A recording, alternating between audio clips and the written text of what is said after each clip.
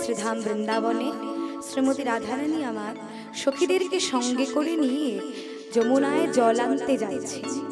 কিন্তু দেখুন, যে সময়ে রাধারানী যমুনায় জল আনতে যাচ্ছেন সেই সময়টা বেলি অবসানকাল। বেলি অবসানকাল মানে কি? সন্ধ্যার আগের মুহূর্ত, বেলার যখন অবসান হয়, সূর্য অস্ত যায়, সেই সময়টা হচ্ছে বেলি অবসানকাল। তা সেই সন্ধ্যাবেলা রাধারানী যমুনায় জল আনতে যাচ্ছেন। জল আনতে যাওয়ার সময় রাধারানীও যাচ্ছেন, গোবিন্দও আসছে। কারণ রাধারানী জানতে যে এই সময় যদি জল আনতে যাই আমার বধূর সঙ্গে দেখা হয়ে যাবে, যেটাকে বলা হয় ফেরত গোষ্ঠ। আপনারা অষ্টকালীন লীলা যদি শুনে থাকেন তাহলে আপনারা দেখবেন একটা গমন গোষ্ঠ হয় আর একটা হয় উত্তর গোষ্ঠ। গমন গোষ্ঠ মানে গোবিন্দের ধেনুবৎস গোষ্ঠে নিয়ে যাওয়ার লীলা, আর ফিরত গোষ্ঠ উত্তর গোষ্ঠ যেটা হয় সেটা গোবিন্দের ধেনুবৎস ফিরিয়ে আনার লীলা। তা এই সময়ে সন্ধ্যাবেলা সকলে ধেনুবৎস ফিরিয়ে আনে, যার যার ধেনুবৎস মাঠে চারণ হয় তারা ফিরিয়ে আনে। তা গোবিন্দ ফিরিয়ে আনার সময় জেনে রাধারানী ওই সময় যাচ্ছেন যমুনায় জল আনতে। এমন সময় যেতে যেতে গোবিন্দও আসছেন, রাধারানীও আসছেন। তা দুজন দুজনকে দেখতে পেয়েছে, দেখে নয়নে নয়নে দুজনে সাক্ষাৎ হয়ে গেল। কিন্তু মুখে কেউ কিছু বলতে পারলো না, কারণ বড় দাদা বলরাম সঙ্গে আছে। তাই চতুরের শিরোমণি গোবিন্দ আমার রাধারানীর পানে চেয়ে একটা সংকেত করলেন, মাথার কেশ স্পর্শ করে। কি সংকেত করলেন? একটা গোপন ইঙ্গিত। ইঙ্গিত শুধুমাত্র আমার রাধারানী ছাড়া অন্য কেউ বুঝলেন না। তাই সখীদের সঙ্গে বলছে, সখীরে আজ আমার আর যমুনায় যাওয়া হবে না, চল আমরা ঘরে ফিরে যাই। তখন সখীরা বলছে, সে কি রে রাধে, এই তো যমুনায় এলি, এখনই বলছিস ঘরে ফিরে যেতে? কেন যমুনায় জল আনতে যাবি না? না রে সখী, যমুনায় আর জল আনা আমার হবে না। কেন রে? কারণ আমার আসল উদ্দেশ্য তো যমুনায় জল আনতে আসা ছিল না। আমার আসল উদ্দেশ্য ছিল প্রাণবধূকে দর্শন করা। প্রাণবধূকে দর্শন করেছি, এবার আর আমার কিছু চাই না। আমার মনোবাসনা পূর্ণ হয়েছে, আমার নয়নের শান্তি হয়েছে, এবার চল আমরা ঘরে ফিরে যাই। তবে শোন, আমার বধূ কিন্তু আমাকে একটা ইঙ্গিত করেছে। কি ইঙ্গিত করেছে? মাথার কেশ স্পর্শ করে সে আমাকে ইঙ্গিত করে জানিয়েছে যে আজকে নিশ্চিতে আমি তোমার কেশরকুঞ্জে আসবো রাধে, তুমি কেশরকুঞ্জ সাজাও। মাথার চুলের অপর নাম কেশ, এই কেশ দিয়ে হয় কেশরকুঞ্জ। তাই ইঙ্গিত করলেন কেশ দিয়ে, কেশরকুঞ্জ সাজাও। আজ নিশ্চিতে আমি তোমার কেশরকুঞ্জে আসবো, ওই কেশরকুঞ্জে আমাদের দেখা হবে, মিলন হবে, সাক্ষাৎ হবে। এই বলে রাধারানী সখীদের নিয়ে চলে এলেন কেশরকুঞ্জ। সখীদের নিয়ে চলে এলেন ফুলবনে। ফুলবনে এসে বিভিন্ন ফুল চয়ন করলেন। মল্লিকা, মালতী, জাতি, যথি, নাগেশ্বর, চামেলি ইত্যাদি ফুল চয়ন করলেন এবং প্রত্যেকটা ফুলের বৃত্তচ্যুত করলেন যেন আমার বধূর সুকোমল অঙ্গে কোনো ব্যথা না বাজে। তাই সখীদের বললেন, সখীরে তোরা এমন করে কেশরকুঞ্জ সাজাবি যাহা অনির্বচনীয়। তাই রাধারানী ধূপ দিয়ে প্রজ্বলিত করে সখীদেরকে সঙ্গে নিয়ে গোবিন্দের আশা পথপানে নয়ন দিয়ে বসে রইলেন। ধূপ দিয়ে প্রজ্বলিত করে সুন্দর করে কেশরকুঞ্জ সাজিয়ে এমন সময় গোবিন্দ সময় জেনে রাধার কুঞ্জে আসছিলেন।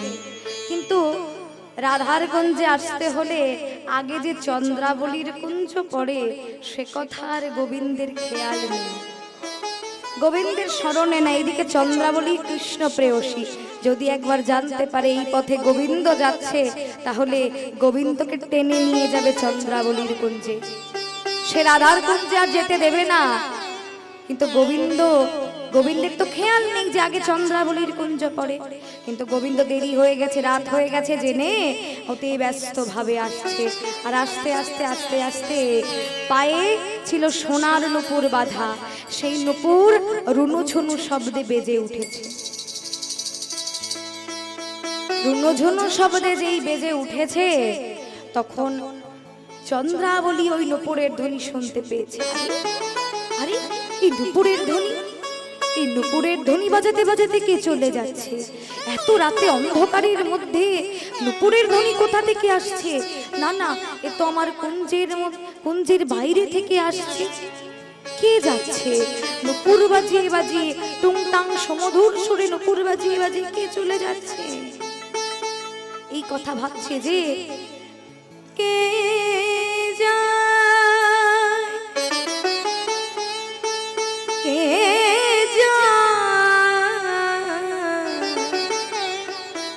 নুপুর বাজায় কে বা যায় গো, নুপুর বাজায় কে বা যায়, কে যায়, কে যায়, নুপুর বাজায় কে বা যায় গো, নুপুর বাজায় কে বা যায় গো।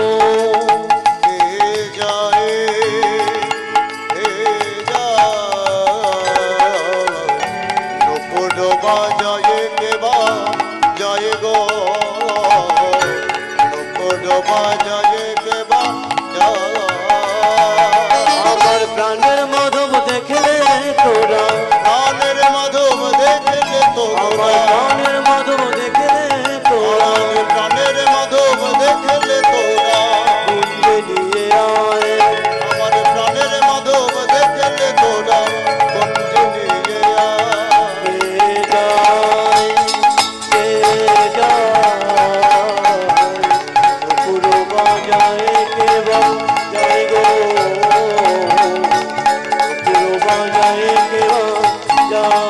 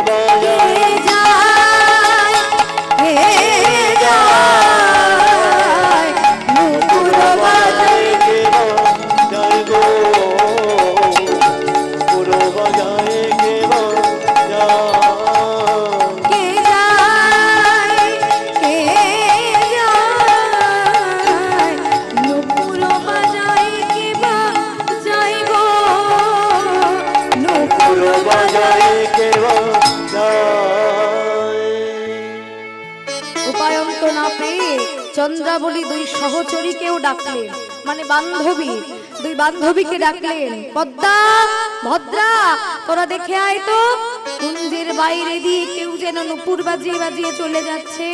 যা যা একবার দেখে আয়, আর শোন, যদি আমার প্রাণের মাধব হয় তাকে আমার কাছে নিয়ে চলে আসবে, কেমন? এক্ষুনি দেখে আয় কে যাচ্ছে। শুনে পদ্মা ভদ্রা বাইরে যেয়ে দেখছে শ্যামনগর চলে যাচ্ছে। সঙ্গে সঙ্গে গোবিন্দের দুই হাত ধরলেন। দাঁড়াও, কি ব্যাপার শ্যামনগর? এই যে দেখছি তুমি, কি পদ্মা ভদ্রা তোমরা এখানে? হ্যাঁ, সে প্রশ্ন তো আমাদেরও। এত রাতে তুমি কোথায় যাচ্ছ? আমি আমি এই তো একটা কাজে এসেছিলাম, জানো তো। ওসব কাজ টাজ পরে হবে, এখন চন্দ্রাবলীর কুণ্ডে চলো তো। কুণ্ডে চলো। না না, আজকে আমি আর চন্দ্রাবলীর কুণ্ডে যাব না। আজকে তোমরা আমাকে ছেড়ে দাও, আমি চন্দ্রাবলীর কুণ্ডে যাব না। যাবে না মানে? শোনো, তুমি কিন্তু আমাদেরকে চেনো না। চন্দ্রাবলী বুঝতে পেরেছে আজকে তুমি যাচ্ছ, তাই আমাদেরকে কি বলেছে জানো? বলেছে, শোন, মুখের কথা একবার বলবি আমার বধূকে আসার কথা। আসে তো ভালো, আর না আসে তো জোর আনতে হবে তোমাকে। ওইভাবে নিয়ে যাব কি? দাঁড়াও, এই ভদ্রা, ধর তো, এক হাত ধর। বলে ভদ্রাও এক হাত ধরলেন, পদ্মাও এক হাত ধরলেন।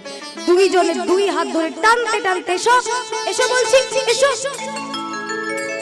চন্দ্রার কুঞ্জে নিয়ে গেলেন টানতে টানতে। কোনো উপায় না দেখে গোবিন্দ গেলেন চন্দ্রার কুঞ্জে। চন্দ্রাবলী আপন কুঞ্জে কৃষ্ণ পেয়ে কত আনন্দিত হয়েছে আজ। গোবিন্দ চরণে লুটিয়ে পড়েছে। শ্যামনাগর, প্রাণনাথ, তুমি এসেছো, তুমি এসেছো আমার কুঞ্জে, তুমি এসেছো। এই অভাগিনীর কথা এতদিনে মনে পড়লো তোমার। প্রাণনাথ, তুমি জানো, সারা নিশি আমি তোমার জন্য পথপানে চেয়ে অপেক্ষা করেছি। কখন আমার প্রাণনাথ আসবে, আর কখন তার চরণ সেবা করার সৌভাগ্য একটু আমার হবে। আর এতদিন ধরে আজকে সেই সৌভাগ্য আমার হলো। কিন্তু প্রাণনাথ, তুমি তো শুধু আজ নয় গো, তুমি প্রতিনিয়ত এই পথ দিয়ে তুমি যাও। কিন্তু তুমি যাও রাধা রানীর কুঞ্জে, সেটা আমি জানি। প্রাণনাথ, তুমি আমার কাছে কত লুকাবে, আমি তোমার নুপুরের ধ্বনি শুনতে পাই। কিভাবে জানো?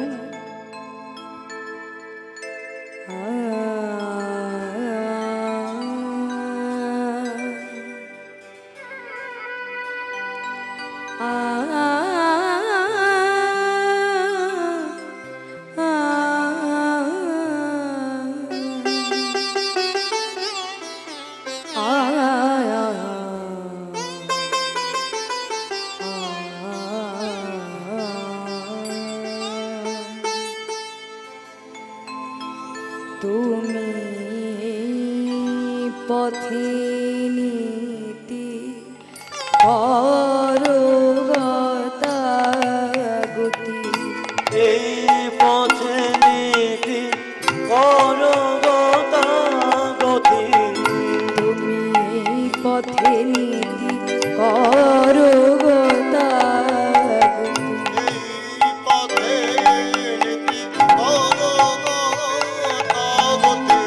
আমি নুপুরের ধ্বনি শুনি পারো দাদা শোনবা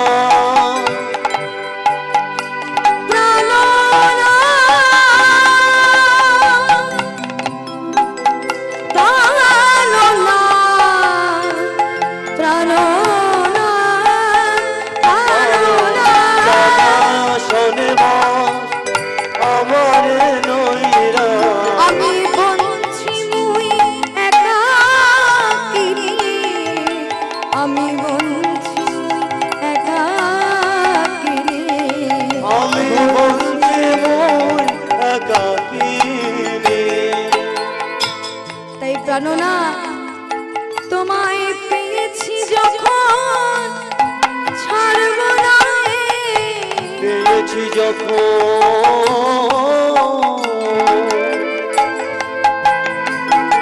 তোমায় ছাড়ব না।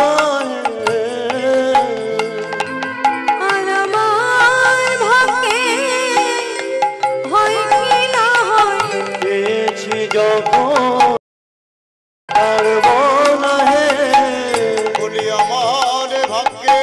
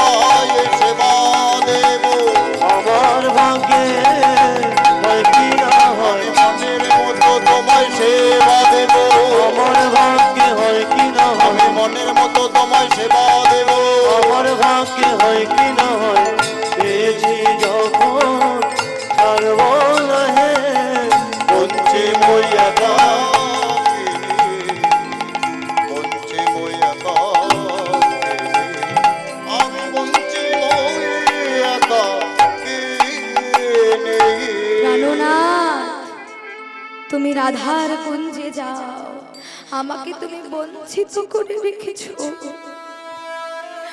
তুমি আমার কুঞ্জে আসো না।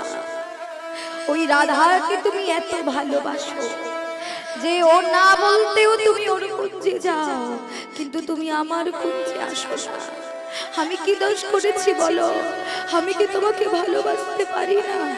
ওই রাধা তোমাকে এত ভালোবাসে যে তুমি ওর কাছে যাও সব সময়। শোনো শ্যামনগর, তুমি যতই আর দিন তুমি যা করো করো, কিন্তু আজ আমি তোমায় আর ছাড়বো না। আমার মনের মতো করে তোমায় আমি সেবা দেব। এই বলে চন্দ্রাবলী আপন কুঞ্জে কৃষ্ণ পেয়ে নানাবিধ সেবা করতে লাগলেন। সেবা করতে করতে সেবা করতে করতে চন্দ্রাবলীর নয়নে নিদ্রা এলো। কেননা চন্দ্রাবলী হচ্ছে খণ্ডরতী আর আমার রাধারানী হচ্ছেন পূর্ণরতী। তাই চন্দ্রাবলী ঘুম ঘরে কৃষ্ণ সেবা করছে। কিভাবে?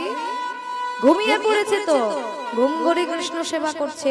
চরণে আলতা পরাতে যেয়ে দিচ্ছে বক্ষে, নয়নে কাজল পরাতে যেয়ে দিচ্ছে মুখে মুখমণ্ডলে, কপালে চন্দন দিতে যেয়ে দিচ্ছে সর্ব অঙ্গে। সব বিপরীত সেবা করছে। করতে করতে চন্দ্রাবলী ঘুমিয়ে পড়েছে। এদিকে গোবিন্দও ঘুমিয়ে পড়েছে। রাধারানীর কুঞ্জে যে যাবে সে কথা আর গোবিন্দের মনে নাই। কিন্তু ওদিকে আমার রাধারানী সারাটি রজনী গোবিন্দের আশা পথপানে লক্ষ্য করে বসে রইলেন। কখন আমার গোবিন্দ আসবে আর কখন আমি তাকে একটু সেবা দেব। যখন অপেক্ষা করে বসে রইলেন, হঠাৎ ওদিকে আমার গোবিন্দের ভেঙে গেল ঘুম। আর ঘুম ভেঙে উঠেই দেখছে কি, আমি এখনো চন্দ্রাবলীর কুঞ্জে, আমার তো রাধার কুঞ্জে যাওয়ার কথা। না না, আর এখানে ক্ষণ মুহূর্ত বিলম্ব নয়, এখনই আমাকে চলে যেতে হবে রাধারানীর কুঞ্জে। এই বলে যাওয়ার জন্য যখন উঠলেন, একে অন্ধকার রাত্রের মধ্যে ঘুম করে কিছু খুঁজে পাচ্ছে না, কি করবে? তাই চন্দ্রাবলীর নীল শাড়ি গোবিন্দের নিজের পীতবসনা ভেবে পরিধান করে ছুটে চললেন রায়কুঞ্জ অভিমুখে। নিশি প্রায় শেষ, এমতো সময়ে যে দাঁড়ালেন গোবিন্দ। কিন্তু রাধারানী চিনতে না পেরে ভেবেছে দাদা বলরাম নীল বসন পরা যেহেতু দাঁড়িয়েছে, তা ভাবছে যে দাদাই তো একমাত্র বৃন্দাবনে নীল বসন পরে, তাহলে দাদা এসেছে। তাই গোবিন্দকে দাদা ভেবে মাথায় ঘোমটা দিয়ে বলছে, দাদা মা রোহিণী ভালো আছে তো? বলো বলো, মা যশোমতী ভালো আছে? পিতা নন্দ ভালো আছে? বলো বলো, কুশল বলো।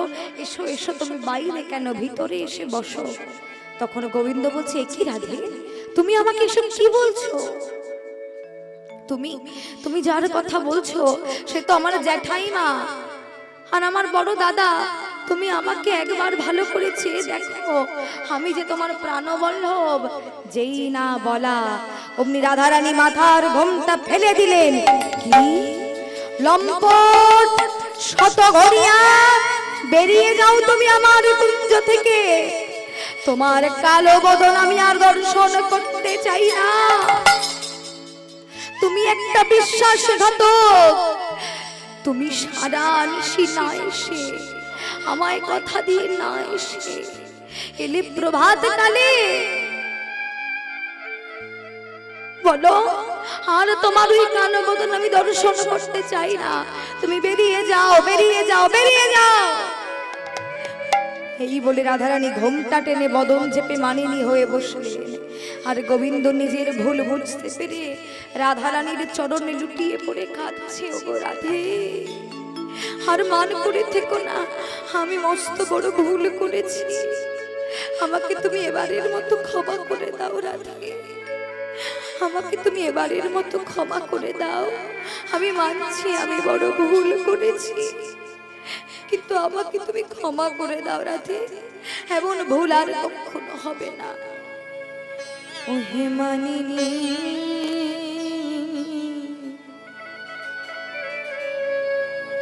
না করো না করো তুমি মা, ওগে মানিনী না করো তুমি মা। ওহে মানিনী না করো তুমি মা প্রেমের মাধুরী ঢেলে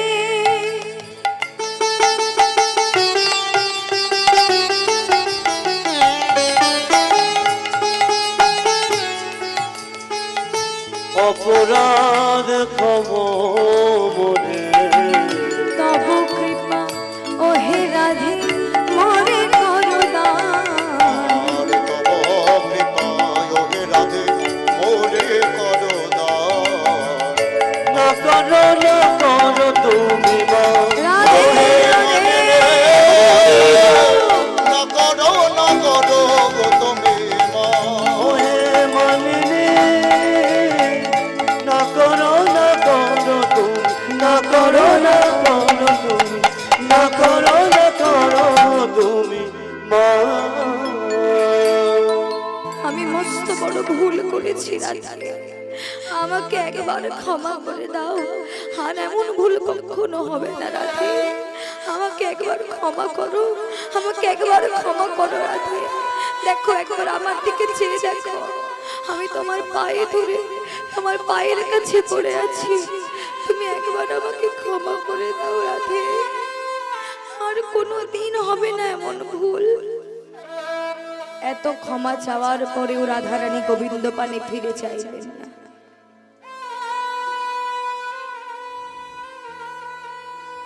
শুধু বলতে লাগলেন, তুমি চলে যাও বলছি, এখান থেকে চলে যাও, আমি তোমার কালো বদন আর দর্শন করতে চাই না। তুমি চলে যাও, চলে যাও, তোমার কালো বদন আমি দর্শন করতে চাই না, আর কখনো তুমি আমার সম্মুখে আসবে না বলে তিনি আবার মানিনী হয়ে বসলেন। তখন গোবিন্দ আমার বাধ্য হয়ে চরণ থেকে উঠে সখীদের কাছে চলে গেলেন এবং বলতে লাগলেন, সখীগণ দেখেছো তোমাদের রাধারানীর কত অভিমান হয়েছে। আজকে আমি তার পায়ের কাছে পড়ে এত সাধলাম, এত কাঁদলাম, তবুও তার মান প্রশমিত হলো না। তা বেশ, তোমাদের রাধারানীকে বলে দিও তাকে কালো বদন আর দর্শন করতে হবে না। আমি চলে যাচ্ছি, সে যেটা ভালো বোঝে সেটা করুক, আমি আর তার কাছে কখনো আসবো না। সে যখন আমার কালো বদন আর দর্শন করতে না চায়, আর দর্শন করতে হবে না, আমি চলে যাচ্ছি। এই বলে গোবিন্দ আমার কুঞ্জ পরিত্যাগ করে রাধে রাধে বলতে বলতে চলে গেলেন। আর বলতে লাগলেন, শোনো, একটি কথা শেষবারের মতো বলে যাই, আমি যেই চলে যাচ্ছি আর তোমরা আমাকে খুঁজে পাবে না। ওই রাধা কুণ্ডের জলে রাধা নাম বলতে বলতে এই প্রাণ আমি বিসর্জন দেব। এই বলে গোবিন্দ চলে গেলেন। সখীরাও রাধারানীকে অনেক বললেন, অনেক বোঝালেন, তবুও যখন রাধারানীর মান প্রশমিত হলো না, সখীরাও কুঞ্জ পরিত্যাগ করে চলে গেলেন। শুধু একাই রাধারানী কুঞ্জে মানিনী হয়ে বসে রইলেন। কিছুক্ষণ পরে যখন পাশে সখীরাও নেই, গোবিন্দও নেই, রাধারানী যখন একাকী বসে আছে, তখন মনে মনে চিন্তা করছে, আরে আমার প্রাণমাধব, আমার প্রাণমাধব সত্যিই চলে গেল। আমি তাকে চলে যেতে বললাম আর সে আমাকে ছেড়ে চলে গেল, আমাকে ছেড়ে চলে গেল। না না, আমি কি করলাম? আমি তাকে কেন আটকাতে পারলাম না? আমি কৃষ্ণ হারা হয়ে গেলাম, আমি কেন তাকে আটকাতে পারলাম না? কেন পারলাম না তাকে আমি আটকাতে? এই বলে রাধারানী উচ্চ স্বরে কাঁদছেন যে আমার এই পদযুগল বুকে জড়িয়ে ধরে আমার বধূ কত কেঁদেছিল, কত সেঁধেছিল, কিন্তু আমি তার প্রতি একবারও অবলোকন করিনি। এই বলে রাধারানীও ধুলায় শয়ন করে কেমন ভাবে না,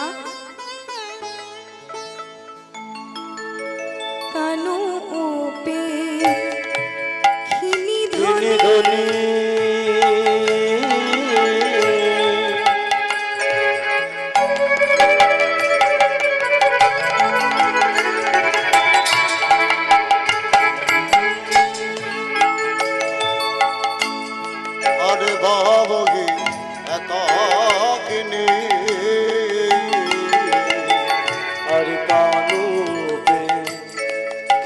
ধনী ভাবহি একাকিনী আর বিরলহি মন্দিরে বসি ধনী একাকিনী বসে কাঁদে ধনী একাকিনী বসে কাঁদে ধনী একাকিনী বসে ধনী একাকিনী বসি কাঁদে বলে হা কৃষ্ণ কৃষ্ণ কৃষ্ণ বলে একাকিনী বসি কাঁদে ধনী হা কৃষ্ণ প্রাণ প্রাণ কৃষ্ণ বলে একাকিনী বসে কাঁদে হা কৃষ্ণ প্রাণ কৃষ্ণ বলে ধনীর মায়া জলে বুক ভেসে ধনী হা কৃষ্ণ প্রাণ কৃষ্ণ ধনীর নয়ন জলে বুক ভেসে যায় ধনী হা কৃষ্ণ প্রাণ কৃষ্ণ বলে নয়ন জলে বুক ভেসে যায় কৃষ্ণ প্রাণ কৃষ্ণ বলে নয়ন জলে বুক ভেসে যায় কৃষ্ণ প্রাণ কৃষ্ণ বলে ধনী একাকিনী বসি কাঁদে আর বিরলহে মন্দিরে বসে বসে বিরলহে মন্দিরে বসে নয়ন কলিল অবিরত গলতহি আর নয়নক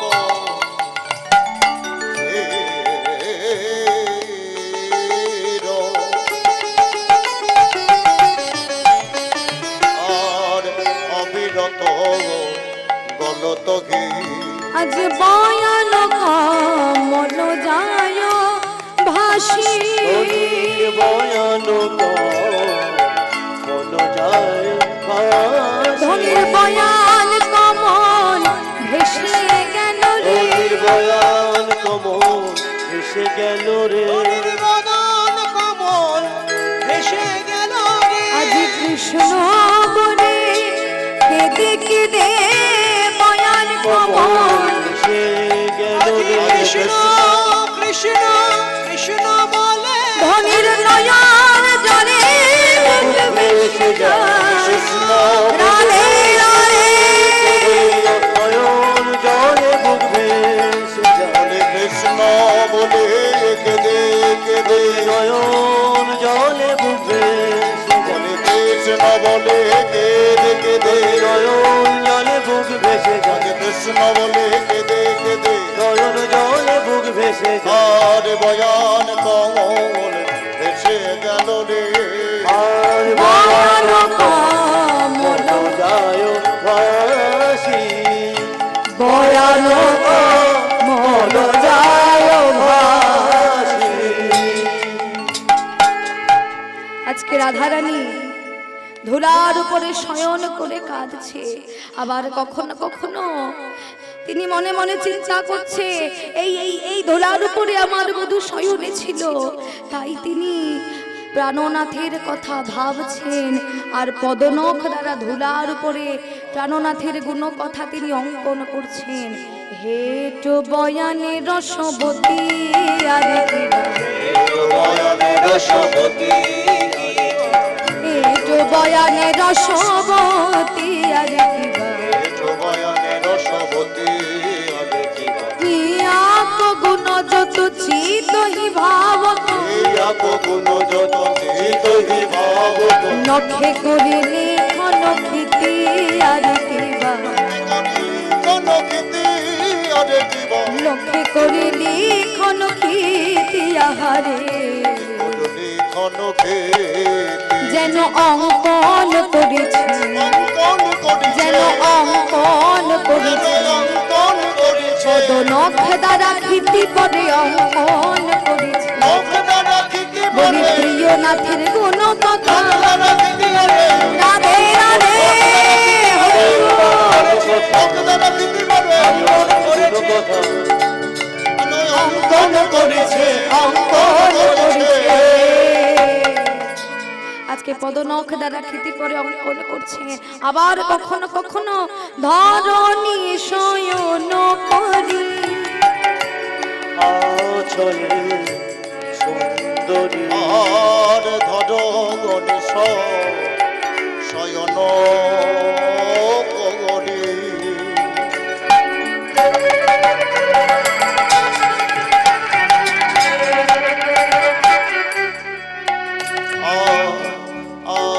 আছয়ে সুন্দরী সখী গণ মিলল আর সখী গণ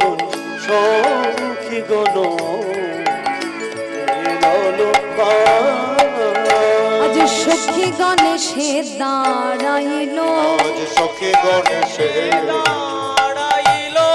আজ সখী গণেশে দাঁড়াইল সখী গণেশে দাঁড়াইল আজ রাধা রানীর কুঞ্জ মাঝে সখী গণেশে দাঁড়াইল রানী কুঞ্জ মাঝে রাধা কৃষ্ণ কৃষ্ণ বলে কাঁদে রাধারানী কুঞ্জ রাধা কৃষ্ণ কৃষ্ণ বলে কাঁদে রাধারানী কুঞ্জ সে কৃষ্ণ কৃষ্ণ বলে কাঁদে ধনির মুখে কোনো কথা নাই রে রাধে রাধে কথা নাই রে কৃষ্ণ কৃষ্ণ বলে কাঁদে কৃষ্ণ কৃষ্ণ বলে কাঁদে আজ সখীগণ এসে দাঁড়িয়ে দেখছে যে রাধারানী ধুলায় শয়ন করে কাঁদছে। তাই দেখে রাধারানীর অনুগত সখী বিশাখা ছুটে যে রাধারানীকে ধরে বলছে, রাধে কি তুই ধুলায় পতিত কেন আজ? আরে তোর চোখে জল। ও রাধে, আমরা তোকে কতবার বুঝিয়েছিলাম মান ত্যাগ কর, তুই মান ত্যাগ কর, নাগরকে কাঁদাস না, কিন্তু তুই আমাদের কোনো কথা না শুনে মানকে আপন ভেবে নাগরকে কাঁদিয়ে তাড়িয়ে দিলি। শোন, কথায় বলে কাঁদালে কাঁদিতে হয়। তোর এখন কান্নার কি হয়েছে? তোকে জনম জনম কাঁদতে হবে ওই হা কৃষ্ণ গোবিন্দ বলে। রাধারানী বলছে, সখী আমি অতটা বুঝে উঠতে পারিনি যে নাগর চলে যাবে। আমার অভিমান, আমি জানি তোর কোথায় অভিমান হয়েছিল। চন্দ্রাবলীর কুঞ্জে গিয়েছিল শ্যাম, তাই জন্য অভিমান হয়েছে। কিন্তু রাধে, চন্দ্রাবলীর কুঞ্জে না হয় গিয়েছিল শ্যাম, চন্দ্রাবলী কুঞ্জে না গিয়েছিল অভিমানী হয়ে কইলি তুই অনুচিত অভিমানী হয়ে কইলে অনুচিত তুই আত্মসুখের ভাগী হলি। ও তুই আত্মসুখের ভাগী হলি, তুই আত্মসুখের ভাগী হলি। আত্ম সুখে ভাগী হলি বলি কৃষ্ণ সুখে বাদশা ভিড়ি আত্মসুখের ভাগী হলি, কৃষ্ণ সুখে বাদশা দিলি, আত্মসুখের ভাগী হলি, কৃষ্ণ সুখে বাদশা দিলি। তুই অনুচিত মান করেছিলি। হরি বল হরি বল, রাধে রাধে। কৃষ্ণ সুখের বাদশা দিলি, আত্মসুখের বাদশা, কৃষ্ণ সুখের বাদশা দিলি, আত্মসুখের ভাগী হলি। তুই আত্মসুখের ভাগী হলি রাধা। শোন, তোকে আমি একটা কথা বলি, চন্দ্রাবলীও তো গোবিন্দের এক প্রেয়সী। চন্দ্রাবলীর কুঞ্জে না হয় গিয়েছিল শ্যাম, সে প্রেয়সী তার কুঞ্জে যেতেই পারে, কিন্তু তুই তার জন্য সামান্য অভিমান করলি। তুই যে এখানে মানটা করেছিস, অভিমানী হয়ে কইলি অনুচিত মান, অভিমান হয়েছে, অভিমানী হয়েছিস, কিন্তু মান করা তোর উচিত হয়নি, অনুচিত মান করেছিস। কেননা চন্দ্রাবলীর কুঞ্জে গিয়েছিল শ্যাম, সে তার প্রেয়সী, সে যেতেই পারে, কিন্তু তুই দেখ মান করে কৃষ্ণ হারা হলি। তাহলে তুই আজকে অভিমানটা যদি ভাঙিয়ে নিতিস, কৃষ্ণ কি তোকে ছেড়ে কোথাও চলে যেত? কৃষ্ণ তোর কাছেই থাকতো। কিন্তু আজকে তুই কৃষ্ণকে হারিয়ে ফেললি, তোর অভিমান করে লাভটা কি হলো? সেই তো আবার কাঁদছিস কৃষ্ণের জন্য। তা কৃষ্ণকে হারিয়ে তুই কি লাভটা পেলি? কোথায় তোর লাভটা হলো আমাকে দেখা। তখন রাধারানী বলছে, তোরা কি ভাবছিস সখী, কৃষ্ণ চন্দ্রার কুঞ্জে গিয়েছিল বলে আমি মান করেছি? না, আমার মান সেখানে হয়নি। আমার মান কোথায় হয়েছে জানিস? চন্দ্রা বলে যদি এত কৃষ্ণ সেবা না জানি, তাহলে আমার নিকট শিখে নিয়ে কৃষ্ণ সেবা করুক। সে আমার বোন, সে যদি আমার থেকে শিখে নেয় যে দিদি তো কৃষ্ণ সেবা জানে, দিদির থেকে আমি শিখে নিই, তাহলে আমিও জানতাম। আজ হতে কৃষ্ণ সেবা আমি একা জানি না, কৃষ্ণ সেবার দোসর আছে আমি আর চন্দ্রা বলি। কিন্তু তা না করে বধূকে আপন কুঞ্জে পেয়ে যে সেবা করেছে, সেবা তো নয়। কি আর বলি, চরণের আলতা বক্ষে, নয়নের কাজর মুখমণ্ডলে, কপালের চন্দন সারা অঙ্গে, এটা কি সেবা? এটা কৃষ্ণ সেবা হলো? এই যে বিপরীত সাজ, শুধু এটুকুই বলবো, আমার কেন রাগ হয়েছে জানিস? বধূ নিশীথে এসেছিল বলে বেঁচে গেল, দিবা হলে যদি কেউ দেখতো, তাহলে পাগল বলে যে গায়ে ধুলা ছিটাতো, সেখানে তার মান কোথায় থাকতো? সে তো রাজার ছেলে, তার মান কোথায় থাকতো? ওই বিপরীত সেবা রেখে আমি মান করেছি। বললো, জানি রে রাধে, তুই কৃষ্ণ সেবায় বড় নিপুণা, তোর অভিমান হবে, তোর রাগ হবে, এটা স্বাভাবিক, কারণ এত নিপুণ ভাবে তুই কৃষ্ণ সেবা করিস। তোর মতো নিপুণ ভাবে কৃষ্ণ সেবা করতে আর কেউ জানে না রাধা। সেই জন্যই তো আজকে এতগুলো গোপিনীর মধ্যে কৃষ্ণ তোকে এত ভালোবাসে, কৃষ্ণ তোকে সকলের আগে রেখেছে, তাই তো কৃষ্ণের আগে তোর নাম বসে। রাধা গোবিন্দ, রাধা মাধব, রাধা মদন মোহন, রাধা গিরিধারী, রাধা রানীর নাম আগে বসে। কেন? তুই হচ্ছিস দাসী শ্রেষ্ঠ, কৃষ্ণ প্রিয়া, হরিপ্রিয়া, তাই গোবিন্দ তোকে বেশি ভালোবাসে। তা আজকে চন্দ্রা বলে যদি এতই সেবা জানতো, কৃষ্ণ কি দ্বিতীয়বার তোর কুঞ্জে আসতো? নিশ্চয়ই আসতো না। তুই মান করে কাজ মোটেই ভালো করিস।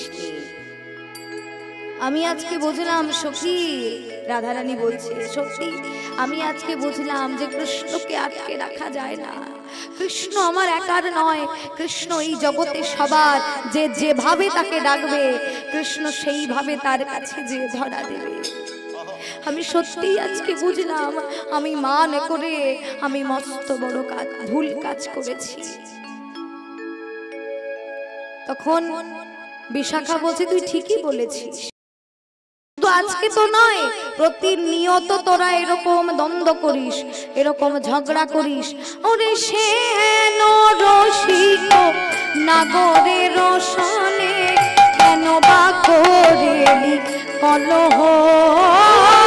সেখান রসিক নাগরে রসনে, কেন বা করেলি কলহ? ও তুই আগে না বুঝিলি, মানে মজিলি, আগে না বুঝলি, মানে মজিলি, अब काहे मुझे बोलो हो, अब काहे मुझे बोलो हो। ও তুই আগে না বুঝলি, মানে মজিলি, অবকাহে মুঝে বলো, অবকাহে মুঝে বলো। আমরা পারবো না রাই, পারবো না রাই, পারবো না রাই, পারবো না রাই, এই নীতি নীতি সাথে আমরা পারবো না রাই। নিতে নিতে সাধতে আমরা পারব না নীতি নীতি সাধতে বলি তোরা নিতুই দ্বন্দ্ব করিস হরি বল হরি বল দ্বন্দ্ব করি নীতি সাথে মোরা নীতি দ্বন্দ্ব করি নীতি সাথে মোরা নীতি দ্বন্দ্ব করি আমরা পারব না রাই পারব না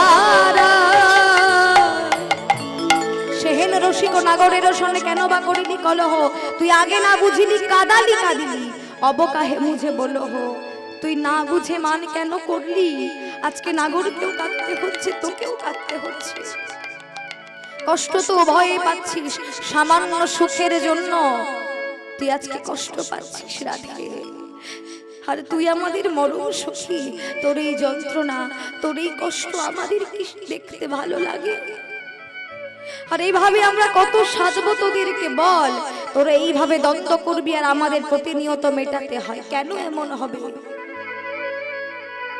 তখন রাধারানী বলছে সখী রে সখী আমি কিছু জানি না তোরা আমাকে একটু বিষ এনে দে সখী আমি আর সইতে পারছি না কৃষ্ণ বিরহের যন্ত্রণা কৃষ্ণ বিরহের যন্ত্রণা আমার এই হৃদয়কে কুরে কুরে খাচ্ছে আমি সইতে পারছি না আমায় একটু বিষ এনে দিবি যে বিষ খেয়ে আমি কৃষ্ণ হারা হয়ে বাঁচবার চাইতে আমি মরে যাওয়াটাকে শ্রেয় মনে করি আমায় দে না আমায় একটু বিষ এনে দে না আমি বিষ খেয়ে প্রাণ ত্যাগ করি বৃন্দা সখী ছুটে এসেছে রাধে অমন কথা বলিস না সখী এ তুই কি কথা বলছিস তুই কেন বিষ খেয়ে প্রাণ ত্যাগ করবি কেননা কৃষ্ণ হারা হয়ে বাজবার চাইতে হ্যাঁ আমার মরে যাওয়াটাই উচিত জানিস সখী যখন আমি মানকে ত্যাগ করলাম দেখলাম মানের সঙ্গে সঙ্গে আমার ধৈর্য নাজ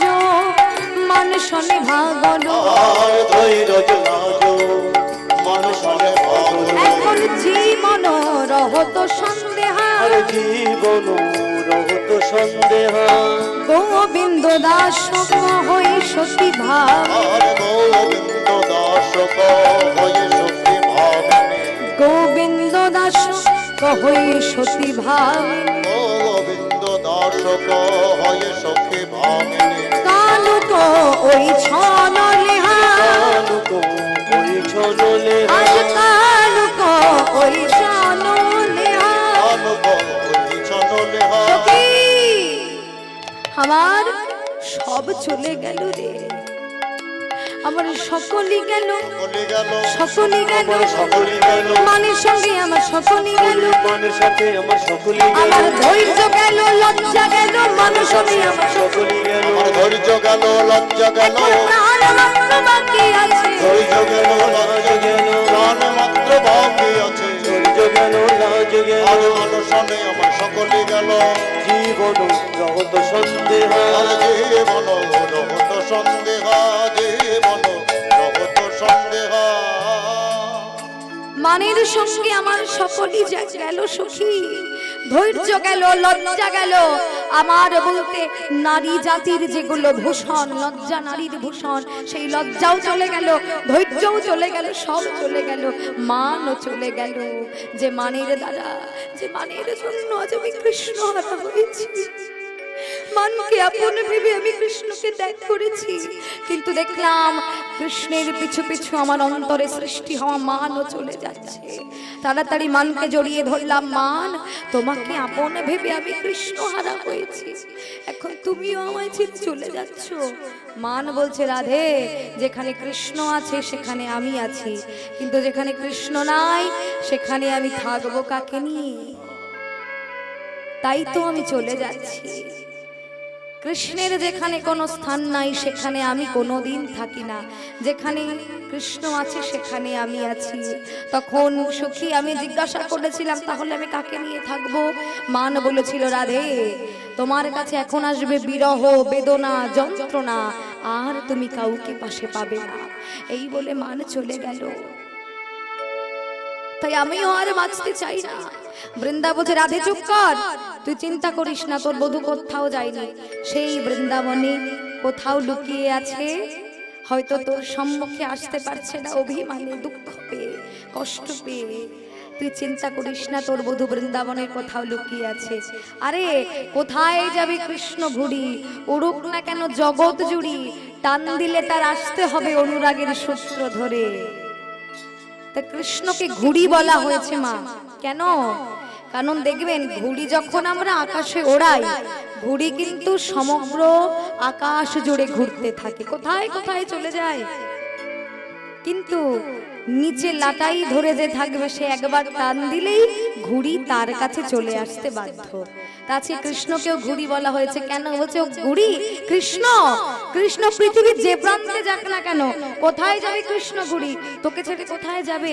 উড়ুক না কেন জগৎ জুড়ে, জগৎ জুড়ে উড়ে উড়ে বেড়াক, কিন্তু তুই একবার অনুরাগের সূত্র ধরে তোর কাছে আসতে হবে। তুই একবার টান দিয়ে দেখ, তুই একবার বলে দেখ, অনুরাগের সূত্র ধরে তোর কাছে চলে আসবে কৃষ্ণ।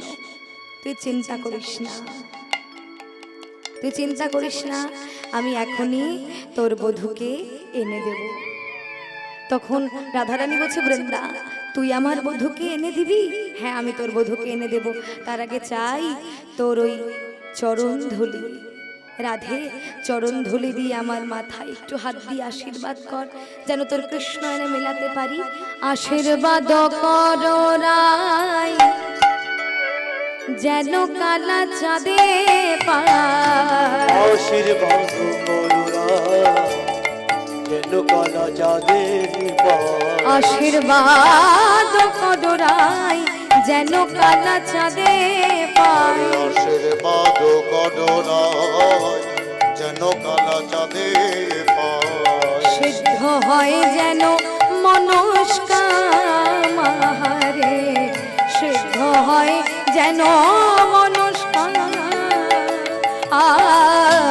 পূর্ণ করি, পূর্ণ করি, পূর্ণ করি পূর্ণ করি আমার মন বাসনা পূর্ণ করি মনোমা। যেন কৃষ্ণ এনে মিলাতে পারি। হরি বল হরি বল। যেন কৃষ্ণ এনে মেলাতে পারি, যেন কৃষ্ণ এনে মেলাতে পারি। অনুবাসনা পূর্ণ করি, পূর্ণ করি। এই বলে রাধারানীর আশীর্বাদ নিয়ে বৃন্দা কৃষ্ণ আনতে গমন করলেন। জিতি কুঞ্জর গতি মন্থর, জিতি কুঞ্জর গতি মন্থর, জিতি কুঞ্জর গতি মন্থর, জিতি কুঞ্জন গতি মন্থন। চলত সবর নারী।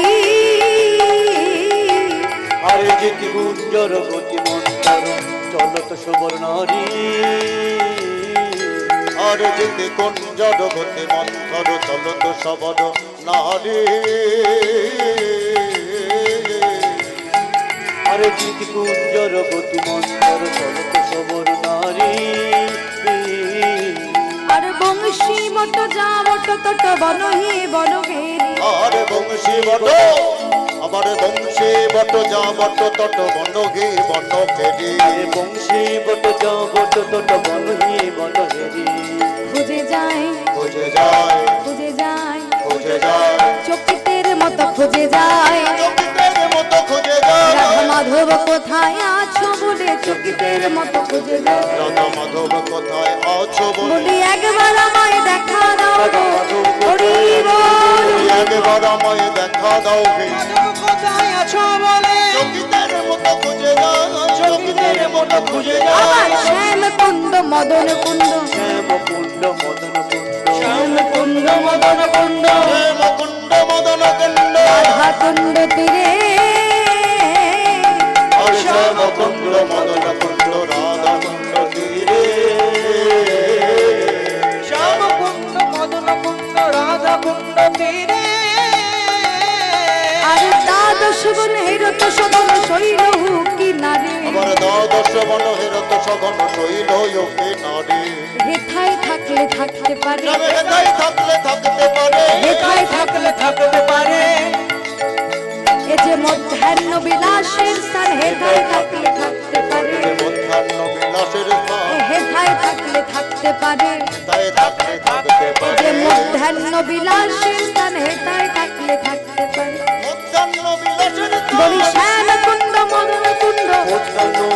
বিলাসের কথা, হেমকুণ্ড মদন কুণ্ড, উদ্যান বিলাসের কথা, হেথায় থাকলে থাকতে ওসব পারে। হেতাই থাকলে থাকতে পারে। একে একে তালবন, ভাটবন, মানসগঙ্গা, শ্যামকুণ্ড, মদন কুণ্ড, দ্বাদশ বন ঘুরে ঘুরে ঘুরে ঘুরে কোথাও শ্যামনগরের দেখা পেলেন না। এরপর বৃন্দা মনে মনে চিন্তা করছে, আচ্ছা গোচারণ ক্ষেত্রে যে দেখি তো শ্যামনগর সেখানে আছে কিনা, সেখানে থাকার কথা। গোচারণ ক্ষেত্রে যে দেখছে ধবলি, শ্যামলি, পিয়ালি, লালি সমস্ত ধেনুবৎস চারণ হচ্ছে, শ্রীদাম সুদাম সমস্ত ধেনুবৎস চারণ করছে, কিন্তু এখানে গোবিন্দ নাই। তাহলে কোথায়? হঠাৎ লক্ষ্য করলেন কদমতলে। কদমতলে লক্ষ্য করে দেখছে কি একা বলাই চাঁদ দাঁড়ায় আছে, বলাই চাঁদ দাঁড়ায় আছে, একা বলাই চাঁদ দাঁড়ায় আছে, একা বলাই চাঁদ দাঁড়ায় আছে, চাঁদের পাশে কালো মেঘ নাই রে, চাঁদ দাঁড়ায় আছে পাশে কালো মেঘ বলি নাই রে, ভাইয়ার প্রেমে বিভোর বলাই, পাশে কালো মেঘ নাই রে, ভাইয়ার প্রেমে রাধে রাধে পাশে কালো মেঘ নাই রে, বলাই চাঁদ দাঁড়ায় আছে, দাঁড়ায় আছে। বলাই চাঁদ দাঁড়ায় আছে। দেখছে যে বলাই দাঁড়িয়ে আছে, চাঁদের পাশে কোনো কালো মেঘ নাই, ভাইয়ার প্রেমে বিভোর হয়ে সব সময় কানাই কানাই বলতেই আছে বলরাম। তা বলরাম সেখানে তো গোবিন্দ নাই, দাদার পাশে গোবিন্দের থাকার কথা, এখানে তো শ্যামনগর নাই। তাহলে শ্যামনগর যা বলেছে তাই করেনি তো? বলেছিল রাধাকুণ্ডের জলে প্রাণ ত্যাগ করবে, আমি একবার রাধাকুণ্ডে দেখে আসি। এই বলে যেই যাবে শুনতে পেলেন মৃদুমন্দ সমীরণে বাঁশি বাজছে।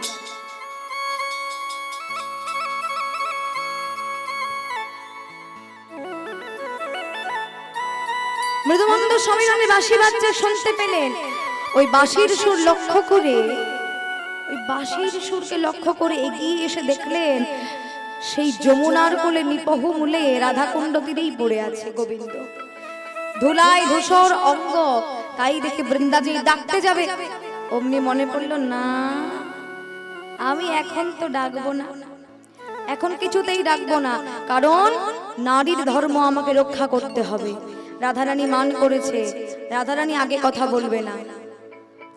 যদি আমি এখন আগে কথা বলি তাহলে রাধারানীর গরব যাবে, মানের গরব যাবে, এদিকে যাতে মান থাকে আর কৃষ্ণ থাকে, আমি এমন ভাবে কাজ করি। এই বলে বৃন্দা গোবিন্দকে না ডেকে পেছন ফিরে রুনু ঝুনু নুপুর বাজিয়ে বাজিয়ে আনন্দ ভরে চলেছে। ঠমকি ঠমকি চলে যায় কি আরে দুতি, ঠমকি ঠমকি চলে যায়। ও কি আর দুটি টমকি টমকি চলে যায়, ও কি আরে দুটি ঠমকি ঠমকে চলে যায়, ও কি আর দুটি টমকি টমকি চলে যায়।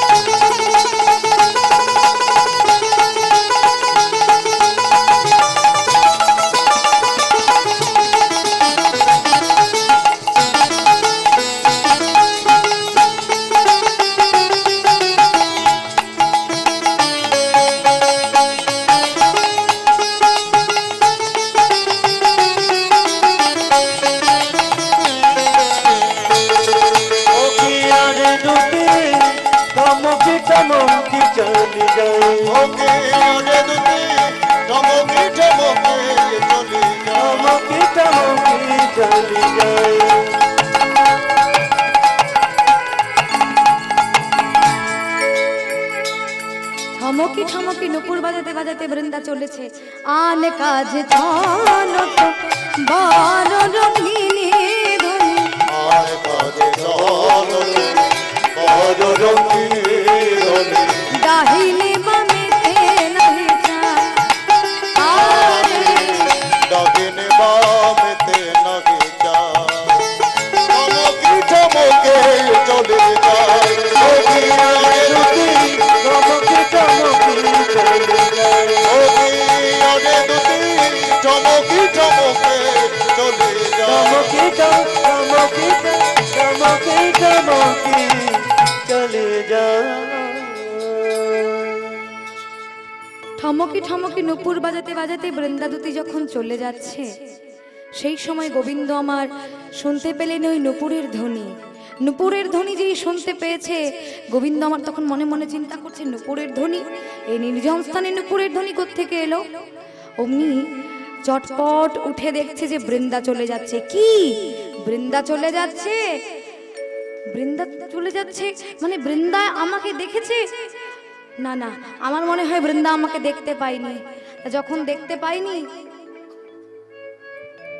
বৃন্দা যখন দেখতে পাইনি, তাড়াতাড়ি করে আমি গায়ের ধুলা ঝাড়ি, নইলে আমার গায়ে ধুলা দেখলে বৃন্দা আমাকে দেখে কি ভাববে। তাই চটপট উঠে গায়ের ধুলা ঝাড়ছেন আর বলছেন, ইস কোত্থেকে এক কূপ বাতাস এসে আমার গায়ে ধুলা লাগলো, ছি ছি ছি। এই বলে দুতিকে ইঙ্গিত করে করে ডাকছে, কিন্তু দুতি সে তো শুনেও শুনছে না। গোবিন্দ দেখছে কি দুতি তো শুনতে পাচ্ছে না, তাহলে এখন কি করি না, ওর কাছে যাই। এই বলে ছুটতে ছুটতে ছুটতে ছুটতে দুতির কাছে এলেন। দুতি দাঁড়াও। কি হলো দুতি? আমি তোমাদের রাধারানীর চরণে না হয় অপরাধী, কিন্তু আমি তো তোমাদের চরণে কোনো অপরাধ করিনি। কিন্তু তোমাকে আমি এত ডাকছি, তুমি কেন শুনছো না বলো তো? দুতি বলছে, শ্যামনগর, তুমি আমাকে মাত্র কয়েকবার ডাকাতে এত উতলা হচ্ছ? তাহলে ভাবো তো, কত যোগী ঋষি ধ্যানী গুণী মানি তোমাকে কত যুগ যুগ ধরে ডাকছে, কত কষ্ট করে তোমার কৃপা লাভের আশায় পরিশ্রম করে তোমাকে ডাকছে, নিত্য সেবা দিচ্ছে। তুমি তো তাদের ডাকে সাড়া দাও না, আর মাত্র কয়েকবার ডাকাতেই তুমি এত উতলা হচ্ছ। তাহলে তাদের কত ধৈর্য ভাবো যে তোমার চরণ ছাড়া তারা হয় না। তাই তোমার কাছে তাদের হয়ে একটা নিবেদন আমি জানিয়ে রাখছি, শ্যামনগর, এবার যেন যুগ যুগ ধরে তোমাকে আর ডাকতে না হয়। এবার যেন এক ডাকেতে সাড়া দিও, তুমি এক যুগ যুগ ধরে ডাকতে না তোমায় হয়, এই নিবেদন জানিয়ে রাখি। যুগ যুগ ধরে ডাকতে না হয়, যুগ ধরে ডাকে না হয়, যুগ যুগ ধরে ডাকতে না হয়, এক ডাকেতে সারা দিও, এক ডাকেতে সারা দিও।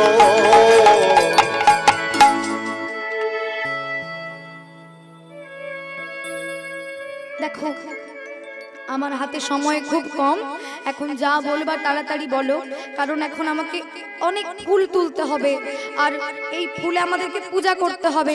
পূজার সময় ছাড়িয়ে গেলে এই ফুলে কোনো কাজ হবে না। তাড়াতাড়ি বলো যা বলবার। গোবিন্দ বলছে, দাঁড়াও দাঁড়াও দাঁড়াও। কি বললে? সময় কম, পূজা করবে? কোন পূজা করো তোমরা যে সময় চলে যাচ্ছে এই সময়? আর বলো না, আমাদের যে কত কাজ, তোমাকে কটা কাজের কথা বলবো। আমরা মানময়ী দেবীর পূজা করি। বলছে, হ্যাঁ, জীবনে তো বহু দেবদেবীর নাম শুনেছি, কালী, দুর্গা, শীতলা, মনসা, লক্ষ্মী, সরস্বতী, আরো কত দেবী আছে। মায়েরা পূজা করেন দেবীর পূজা, আরো কত দেবী আছে, বিপত্তারিণী, বিশালাক্ষী, বহু দেবী আছে, কিন্তু মানময়ী দেবীর নাম তো কোনোদিন শুনিনি। মানময়ী দেবী আছে? কে মানময়ী দেবী? তুমি বুঝতে পারছো না মানময়ী দেবী কে? দুর্জয় মানিনী হয়ে বসে আছে, দেখো। ও আচ্ছা, এইবার বুঝতে পেরেছি তোমরা কাকে মানময়ী দেবী বলছো। ও বৃন্দা, রাধারানীর মান কি এখনো ভাঙেনি? বলছে, হাই রে, এখন আমাকে জিজ্ঞাসা করছো রাধারানীর মান ভাঙেনি? তুমি চলে আসার পরে রাধারানীর মান আরো চতুর্গুণ বেড়ে গেছে, এবং বহু প্রতিজ্ঞা করেছে যে ওই কালো বদনার জীবনে কোনোদিন দর্শন করবে না। বলছে, তাই? এ কথা বলেছে? আমি তো ভাবছিলাম রাধার কাছে এখন যাব, কিন্তু কিভাবে যাব এটা তুমি শোনালে। বলছে, বলছে আর কি করব শ্যামনগর, আমরাই মান ভাঙাতে পারছি না বিনা দোষে, কোনো অপরাধ না করে, তুমি কি করে মান ভাঙাবে? বলছে ও বৃন্দা, বৃন্দা আমার মা, আমার হয়ে একটু মানটা ভাঙিয়ে দাও না, তুমি একটু নিয়ে চলো না আমাকে। বলছে আমি কিছু করতে পারবো না, আমি চললাম।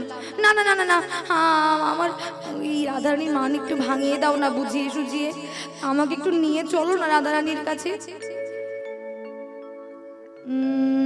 ঠিক আছে, একটা উপায় আছে, তোমাকে নিয়ে যেতে পারি, কিন্তু এই বেশে তোমাকে গেলে হবে না। এই বেশে যাব না, তাহলে কোন বেশে যাব? শোনো, রাধারানীর কাছে যেতে হলে তোমাকে একটি কাজ করতে হবে। একটা উপায় আছে। কি উপায়? সেটা হলো মালিনীর বেশ যদি ধরতে পারো আর মালিনীর বেশ যদি ধরতে পারো তবে সে ভাঙিতে পারে তোমার মালিনীর আর তবে সে ভাঙিতে পারে তোমাদের মালিনীর মান ভাঙিবার এই তো উপায়, তোমায় মালিনীর বেশ ধরতে হবে। মান ভাঙিবার তোমায় মালিনীর বেশে ধরতে হবে, মানে ভাঙিবা এই তো তোমায় মালিনীর বেশ ধরতে হবে, তোমায় মালিনীর বেশে সাজিতে হবে। রাধে রাধে, তোমার মালিনীর বেশে সাজতে হবে, মালিনীর বেশে ধরতে হবে, মানে ভাঙিবা এই তো উপায়, মান ভাঙিবা এই তো উপায়। তোমায় মালিনীর বেশে সাজতে হবে। বলছে হ্যাঁ মালিনী, শেষ পর্যন্ত রাধারানীর মান ভাঙাতে আমায় মেয়ে ছেলে সাজতে হবে? ও বৃন্দা, আর কোনো উপায় নেই? বলছে আর কোনো উপায় নেই, একটাই উপায়। বলছে হায় রে, কি জ্বালায় পড়লাম, রাধারানীর মান ভাঙাতে আমাকে মেয়ে ছেলে সাজতে হবে। বলুন তো, বলুন তো কত বড় কাজ, কি জ্বালায় পড়লাম আমি। তখন বৃন্দা বলছে এছাড়া আর কোনো উপায় নেই। বললাম তো, যদি পারো তাহলে মালিনীর বেশে সাজো, আর নয়তো আমি চলে গেলাম, আমাকে আর দেখো না। না বৃন্দা, যেও না, দাঁড়াও দাঁড়াও, আমি সাজবো, কিন্তু আমি তো পুরুষ, আমি কোথায় পাবো মেয়ে ছেলের সাজ? মেয়ে ছেলের সাজতে হলে তো শাড়ি, চুড়ি, সায়া, ব্লাউজ, আলতা, সিঁদুর সব লাগবে, এসব আমি কোথায় পাবো? বলছে এ আবার আমাকে বলে দিতে হয়? শ্যামনগর, তুমি তো বিশ্বপতি গোবিন্দ, তুমি যোগমায়াকে স্মরণ করো, যেন তিনি তোমায় সব জুগিয়ে দেয়। অমনি গোবিন্দ যোগমায়াকে স্মরণ করলেন। হে মা যোগমায়া যোগেশ্বরী, তুমি আমাকে সুন্দর করে মালিনীর বেশে সাজিয়ে দাও। অমনি যোগমায়া এসে গোবিন্দকে মালিনীর বেশে সাজিয়ে দিলেন সুন্দর করে। গোবিন্দ বলছে ও বৃন্দা, এই দেখো আমার সাজ হয়ে গেছে, আমাকে ভালো লাগছে মালিনীর বেশে, কেমন লাগছে? বৃন্দা বলছে বাহ, অপূর্ব লাগছে শ্যামনগর। কিন্তু শ্যামনগর, মালিনীর বেশে না হয় তোমার সর্ব অঙ্গ ঢাকা পড়ে গেছে, কিন্তু তোমার যে আরো কিছু কিছু জিনিস, একটু যে অভ্যেসগুলো আছে ত্যাগ করতে হবে, তাহলে আর তোমাকে ধরতেই পারবে না রাধারানী। বলছে কি বলো, কি কি ত্যাগ করতে হবে? বলছে শোনো, প্রথমে বলি, তোমার সর্ব অঙ্গ গেছে ঢাকা, যায় নাই শুধু নয়ন বাঁকা। তোমার ওই জোড়া ভুরু বাঁকা চাহনি, ওটা আগে বন্ধ করতে হবে। তুমি যে তাকাও, বেঁকে বেঁকে তাকাও রাধারানীর দিকে, ওইভাবে তাকানো আগে বন্ধ করতে হবে, নইলে ওই চোখ যদি একবার রাধারানী দেখতে পায়, তাহলে সব পরিকল্পনা আমার নষ্ট হয়ে যাবে, সব বুঝে যাবে রাধারানী। বলছে তাহলে এখন উপায় হচ্ছে, এই যে একটা ওড়না দিলাম তোমাকে, এই ওড়না দিয়ে বসনে নয়নটা ঢেকে নেবে। কেমন? কোনো মতেই যেন এই নয়নটা দেখতে না পায় রাধারানী, সর্বদাই বদন ঢেকে থাকবে। বলছে আচ্ছা ঠিক আছে। আর কি হবে? বলছে আর রাধারানী কুঞ্জে যখন যাবে, রাধারানী তোমাকে নিশ্চয়ই বসতে বলবে, তা তুমি যেন রাধারানীর কথায় আবার বসো না, আর বিশেষ করে রাধারানীর পাশে যেয়ে বসবে না। বলছে কেন, এই একটা সুযোগ হয়েছে রাধারানীর পাশে যাওয়ার, আবার তুমি বন্ধ করে দিচ্ছ। বলছে তোমার ভালোর জন্যই বলছি, রাধারানীর পাশে যে বসবে না, নইলে তোমার গায়ের গন্ধ শুনে বুঝতে পারবে রাধারানী যেই আমার প্রাণনাথ। বলছে ওরে বাবা, সব দিকেই তো জ্বালা দেখছি, ঠিক আছে আমি দূরে দাঁড়িয়ে থাকবো, আমি রাধারানীর কাছে যাব না। বলছে হ্যাঁ দূরে দাঁড়িয়ে থাকবে। আর আরেকটি কথা শোনো, রাধারানীর কুণ্ডে যখন প্রবেশ করবে, বলো তো কোন পা আগে দেবে বলো তো? বলছে কেন, ডান পা। বলছে খবরদার, ডান পা যেন কোনো মতে আগে না যায়। বলছে তাহলে কোন পা দেবো? বলছে বা পা। বলছে কেন বা পা দেবো? বলছে শোনো, বা পা কি জানো, বা পা হচ্ছে নারীদের শুভ লক্ষণ, আর ডান পা হচ্ছে ছেলেদের শুভ লক্ষণ। আর তুমি যেহেতু নারী সেজেছো, তাই তুমি মা পা আগে দিয়ে যাবে, কেমন? বলছে আচ্ছা ঠিক আছে তাই হবে, আমি বাবা আগে দিয়ে যাব। বলছে হ্যাঁ সেটাই যেন মনে থাকে। আর এইবার শোনো শ্যামনগর, আমার সঙ্গে এসো, ভালো করে বসনের বদন ঢেকে নাও, এসো আমার সঙ্গে। তখন বৃন্দার সঙ্গে গোবিন্দ আমার মালার হালি হাতে নিয়ে চলেছে।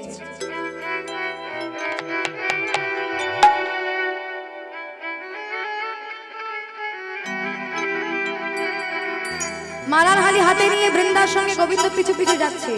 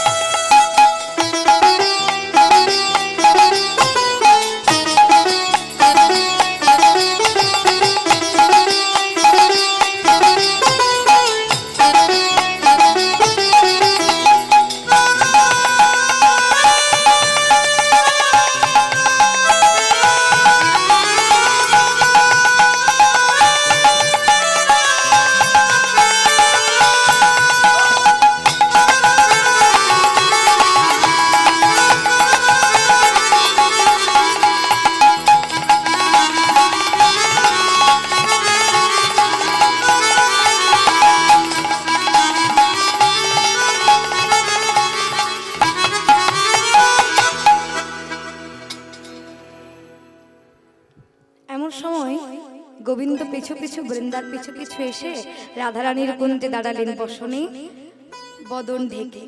তখন বৃন্দা বলছে, ও রাধে, রাধে তুই কোথায়? রাধারানী ছুটে এলেন। বৃন্দা কি হলো? পেলি আমার সামনে, আমার প্রাণনাথকে পেলি বৃন্দা? আর বলিস না, তোর প্রাণনাথ মনে হয় যা বলেছে তাই করেছে, জানিস তো ওই রাধা কুণ্ডের জলে প্রাণ ত্যাগ করেছে। তবে তুই চিন্তা করিস না, আমি এক মালিনীকে ডেকে এনেছি। এই মালিনী, এই যে মালিনী এসেছে, এই মালিনীর হাতে যে মালা দেখছিস, এই যে মালা। বলছে হ্যাঁ, ওই গাঁদা ফুলের মালা নিয়ে আমার কি হবে? বলছে না না, এই দেখতে গাঁদা ফুলের মালা, কিন্তু এই মালার যা গুণ আছে সেই জন্যই তো তোর কাছে আমি নিয়ে এলাম মালিনীকে, যাতে তুই প্রাণনাথকে আবার ফিরে পাস। সত্যি? তুই সত্যি বলছিস? হ্যাঁ, বিশ্বাস না হয় তো মালিনীকে জিজ্ঞাসা করে দেখ। তখন গোবিন্দ আমার ধীরে ধীরে ধীরে ধীরে রাধারানীর কাছে এলেন। রাধারানী বলছে, ও মালিনী, মালিনী। হ্যাঁ দিদি বলো। বসবে না? না দিদি, আমার গুরুর নিষেধ আছে অন্যের নিকট আসনে বসা। ও নিষেধ আছে? আচ্ছা, তাহলে তুমি পৃথকে দাঁড়িয়ে কথা বলো। আচ্ছা ঠিক আছে দিদি, তুমি বলো তুমি কি মালা নেবে? হ্যাঁ দিদি, মালা তো নেব, তাই জন্যই তো তোমাকে ডাকলাম। আচ্ছা দিদি, মালা মালা কি ভালো হবে? মালা নিলে আমার মনোবাসনা পূর্ণ হবে? হবে বই কি, নিশ্চয়ই হবে। মালা নিলে মনোবাসনা অবশ্যই পূর্ণ হবে। তুমি মালা নিয়ে তো একবার দেখো। হ্যাঁ হ্যাঁ, মালা তো আমি নেব, কিন্তু তার আগে দিদি তোমাকে আমার খুব পছন্দ হয়েছে। তোমার নাম কি? আমার নামটি আমার হরিমালিনী। শোনো শোনো ও রাজনন্দিনী, রাধে রাধে। শুনো শুনো ওই নামটি আমার হরিমালিনী, শোনো শোনো রাজনন্দিনী। আমি কালো বলে, আমি কালো, সবাই বলে কৃষ্ণ মালিনী। আমি কালো বলে, আমি কালো বলে সবাই বলে কৃষ্ণমালিনী। আমি কালো বলে সবাই বলে কৃষ্ণ মালিনী। নামটি আমার হরিমালিনী, শোনো শোনো রাজনন্দিনী। নামটি আমার হরিমালিনী, শুনো শুনো রাজনন্দিনী। বাবা বাবা, তোমার নাম তো ভারী সুন্দর। তা দিদি, তুমি এই বয়সে এই ব্যবসা শুরু করেছো কেন? বলছে আর বলো না, আমার বধূ আমাকে ছেড়ে চলে গেছে, তাই তো এই ব্যবসা শুরু করেছি। সে অন্য রমণীকে ভালোবাসে, আমারে আর ভালোবাসে না। তাই তো আমি তাকে আমার বাড়ি থেকে তাকে বার করে দিয়েছি, ওই জন্য সে চলে গেছে। তাই আমি, আমার সঙ্গে তার আর কথা হয় না, সে চলে গেছে বলে মালা বিক্রি করি। বলছে ও তাই নাকি? তা দিদি, তোমার সঙ্গে আমি একটু সই পাতাবো। মালা তো পরে কিনবো, সই পাতাবে আমার সঙ্গে? বলছে না না, আমি কোনো সই পাতাবো না, সব জাল সই হয়ে যায়। বলছে না না, আমি তোমার সঙ্গে জালিয়াতি করব না। ঠিক আছে, তোমাকে বিশ্বাস করতে পারি। আমার দুটো প্রশ্ন আছে, উত্তর দিতে পারবে? বলছে হ্যাঁ পারবো। বলছে শোনো, আমার প্রথম প্রশ্ন, আমার এখন নবীন বয়স, আমি দেখতে সুন্দরী, তাই তুমি সই পাতাতে চাইছো। যখন আমার নবীন বয়স আর থাকবে না, যখন আমি বুড়ি হয়ে যাব, তখনও কি তুমি আমার সই থাকবে? বলছে হ্যাঁ হ্যাঁ, তখনও আমি তোমার সই সই সই। বলছে বাহ, আমার প্রথম প্রশ্নের সঠিক উত্তর তো আমি পেয়েছি, এইবার আমার দ্বিতীয় প্রশ্নটা আমি করি। বলছে হ্যাঁ করো। বলছে দিদি, এই প্রশ্ন কিন্তু খুব জটিল। আমি না হয় এখন মেয়ে ছেলে আছি, পরবর্তীকালে যদি আমি মেয়ে ছেলে থেকে বেটা ছেলে হয়ে যাই, তখনও কি তুমি আমার সই থাকবে? বলছে আরে ধুর, কি বলছো, মেয়ে ছেলে আবার কোনোদিন বেটা ছেলে হয় নাকি? রাখো তো তোমার কথা। বলছে না, এখন তো হচ্ছে। এখন যদি মেয়ে ছেলে থেকে আমি বেটা ছেলে হয়ে যাই, তুমি কি আমার সই থাকবে? বলছে হ্যাঁ হ্যাঁ হ্যাঁ, জনম জনম তুমি আমার সই সই। যেই বলে দিয়েছে, সঙ্গে সঙ্গে গোবিন্দ আমার মাথার ঘোমটা খুলে ফেললেন। বলছে তাই, তুমি সত্যি বলছো? তাহলে এসো, আজ থেকে আমরা সই। দেখো দেখো আমি কই কই, দেখো দেখো আমি কই কই, দেখো দেখো আমি কই কই, সই দেখো দেখো আমি কই কই, আমি সই নই আর সই নই, দেখো দেখো আমি কই কই, আমি সই নই আর সই নই, নই আমি তোমার প্রাণ গোবিন্দ, বিদায় গৌর হরি বল। আমি তোমার প্রাণ গোবিন্দ, সই নয় আর সই ও সই দেখো দেখো আমি কই কই, দেখো দেখো আমি কই কই। আজকে গোবিন্দকে দর্শন করে রাধারানী চমকে উঠেছে। আরে আমার প্রাণনাথ এখানে, আমি তো চিনতে পারিনি। প্রাণনাথ, তুমি বুঝি আমার মান ভাঙাতে আমার কুঞ্জে এসেছিলে? দেখ দেখ সখী, আমার দুঃখের নিশে আজকে প্রভাত হয়ে গেছে। তাই আমার প্রাণনাথকে যখন আমি ফিরে পেয়েছি, তখন তোরা শঙ্খধ্বনি উলুধ্বনি করে জয়ধ্বনি কর, আর আমরা যুগলে বামে দাঁড়াই। অমনি রাধারানী দৌড়ে যে রাধারানীর বামে যেয়ে দাঁড়ালেন। আর গৌর হরি বল, ওনার নামে সবাই একটু জয়ধ্বনি করুন। উনি যে হরিবাসরে সকল কীর্তনিয়াকে মিষ্টান্ন দান করছেন, এটা খুবই উত্তম কাজ। তো উনি যেন এইভাবেই দান করে যেতে পারেন। হরি নামে হরিবাসরে দান করলে দানে দুর্গতি খণ্ডন হয়, সে যে দানই হোক না কেন। হরিবাসরে দান মানেই মহৎ দান। জয় শ্রী রাধে। এমন সময় রাধারানী গোবিন্দের বামে দাঁড়ালেন, আর গোবিন্দ সঙ্গে সঙ্গে রাধারানীকে বামে লয়ে ত্রিভঙ্গ বঙ্কিম ঠামে দাঁড়ালেন। আর সখীগণ যুগল মাধুরী দর্শন করে সকলে জয়ধ্বনি করছে। শুধু সখীরা নয়, আপনারাও বাকি থাকবেন কেন? সকলে মিলে জয়ধ্বনি করুন, রাধে রাধে।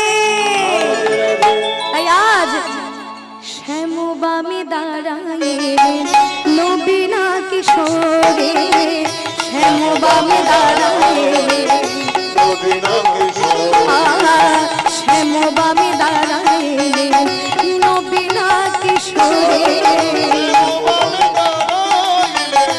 নবীনা কিশোর সখীগণ জয় দেয় যুগল রূপ হেরে সখীগণ জয় দেয় যুগল রূপ সখীগণ জয় দেয় যুগল রূপ হেরে সখীগণ জয় দেয় যুগল রূপ শ্যাম বামে দাঁড়ায় রসের মঞ্জরে শ্যাম বামে দাঁড়ায় রসের মঞ্জরে শ্যাম বামে দাঁড়ায় রসের মঞ্জরে আজ মিলন হলো আজ মিলন হলো আজ মিলন হলো রাধা শ্যামের মিলন হলো রাধা শ্যাম মিলন হলো লীলা এইখানে রইল এইখানে রইল রাধা গোবিন্দ লীলা এইখানে রইল রাধা গোবিন্দ সবাই বদন হরি হরি বলো লীলাই হরি বল জয় জয় শ্রী রাধে মদন হরে হরে বলে এইখানে রইল রাধা গোবিন্দ লীলা এইখানে রইল লীলা এইখানে রইল এইখানে রইল জয়নিকায় জয় গৌর এখানে আমি লীলা বিশ্রাম রাখছি সকলে ভালো থাকবেন সুস্থ থাকবেন আনন্দে থাকবেন হরিনামের মধ্যে থাকবেন এরপরে কীর্তন শোনাতে আসছে সম্পর্কে আমার মামা হন প্রখ্যাত কীর্তনিয়া সুরজিৎ বসু উনি আপনাদেরকে কীর্তন শোনাবেন লীলা আস্বাদন করাবেন কেউ যাবেন না আপনারা লীলা কীর্তন আস্বাদন করুন সবাই মিলে একবার নিতাই গৌর সীতানাথ প্রেমানন্দে গৌর হরি